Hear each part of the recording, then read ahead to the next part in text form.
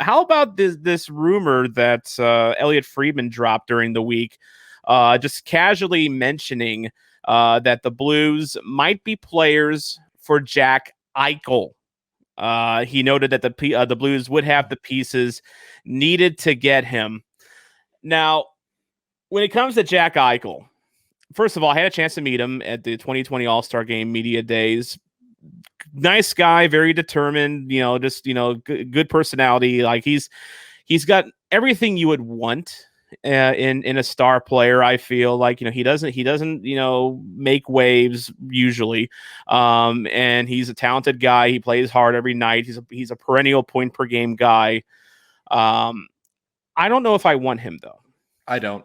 I don't know if it's tantalizing. He's a just one of the sexy talents that are in the NHL right now. Like he's probably in a tier below, like the McDavids and the McKinnons of the world, probably just a rung under that at this point. But I don't want him for the simple fact that it's going to cost a lot to get him. Yeah. You're going to be competing with just about every other NHL team because it's Jack Eichel. And of course, you want to at least get your name in the conversation. But I'm not comfortable losing a Robert Thomas and a Jordan Kyrou and perhaps other people, because because it's going to cost a lot for us. And the way that the Blues are structured is we use every goddamn cent of the salary cap. Yeah. We do not leave. We're the only team that's more confident. Yes, Toronto is about the only other team in the entire NHL that is more cap strapped than us. But we play up to and we're just not deep enough. If we get a Jack Eichel, we're getting rid of a lot of depth. We rely on our bottom three. And I know we don't necessarily have a top line, but we rely on pretty much all of our lines pretty much equally, not, obviously the top two are the top two lines. We got our big six, got our big seven players actually on the front forward lines. But after that, we used to have the best fourth line in the league. I think that's slipping away from us, just because because of all the injuries, B, because, players are getting older, and especially next offseason, it's going to be tough because there's going to be a lot of names already gone to begin with.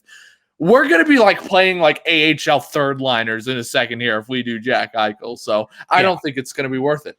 It's going to be, it would put us into a situation like Chicago is, where you have a lot of money thrown at 4 or 5 players, and then you have to fill the rest of your lineup with the Rockford Ice Hogs. That's just, it doesn't work long term.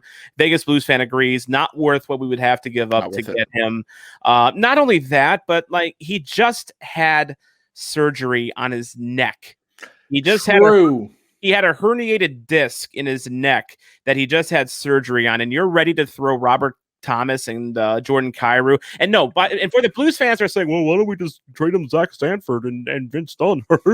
That's not how trades work. They're not going to do that, especially a lot of people think that Eichel will end up with the Rangers.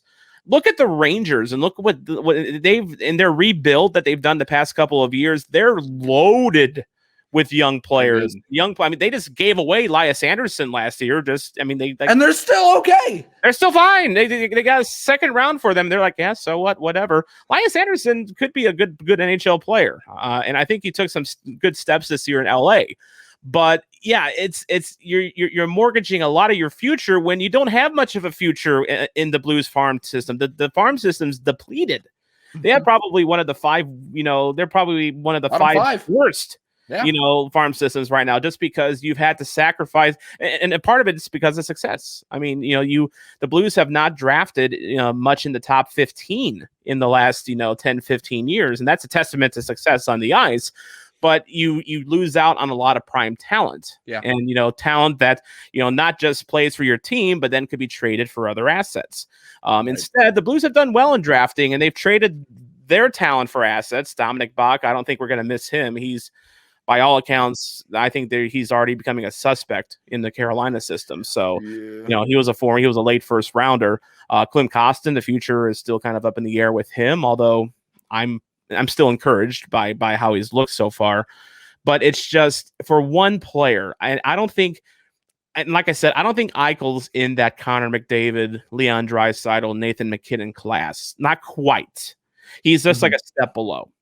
And I just don't think it's going to be worth it. And not only that, but it's like, didn't we just rescue Ryan O'Reilly from Buffalo because, and part of the reason he wanted to get out of Buffalo is because he was second fiddle to Jack Eichel?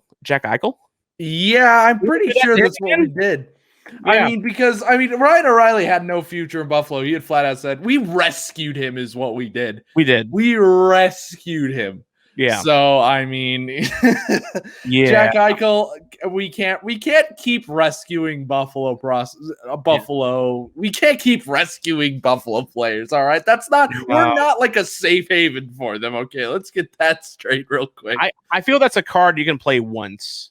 In like every 10 or 15 years. But if you try to do it too quickly, it's and it just the neck injury just scares me because as you know.